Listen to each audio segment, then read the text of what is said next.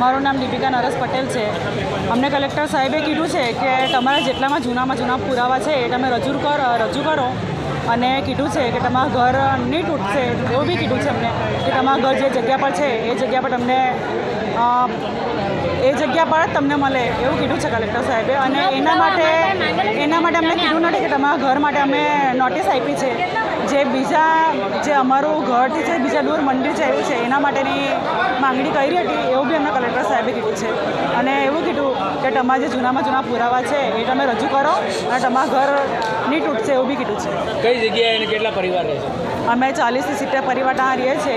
અમે ઈચ્છા પરથી આવીએ છીએ અને એમાં 40 થી 70 પરિવાર છે. અમે 15 ખોલીમાં આજે 44 વર્ષથી અમે રહેતા છે. અમારો ત્રીજો પરિવાર થયો છે અને આવી રીતના અમને હેરાનગતિ કરતા હતા. તો અમને નોટિસ આપવામાં આવી એટલે અમે સર્વ 40 ઘરના અમે બધા અહીં આવ્યા નોટિસ લઈને. મામલતદારે અમને 1 તારીખ આપી, 2 તારીખ આપી, છતાં બી અમે ભાડા ખર્ચીને અહીંયા આવ્યા. આજે અમે ગરીબ માણસ, અમારા છોકરાઓ મહેનત મજૂરી કરે, રાતે મજૂરી નહીં કરવા જાય તો રોટલો નહીં મળે અમને. સાહેબ અમે કઈ રીતે અમે આટલા વર્ષો અમે કાઢી લાગ્યા. આજે જેમ બને તેમ અમારા ટાટિયા નહીં ચાલતા હોય, વગર ટાટિયા ઘરમાં બેઠા.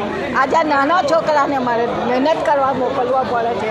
તો સાહેબ કોઈ પણ સંજોગે અમારા ઘર અમને જ મળવા જોઈએ અને અમારા ઘર જવાની જોઈએ. આ જ ભૂમિ પર અમારે રહેવાનું છે અને એ જ ભૂમિ પર અમારે મળવાનું બી છે.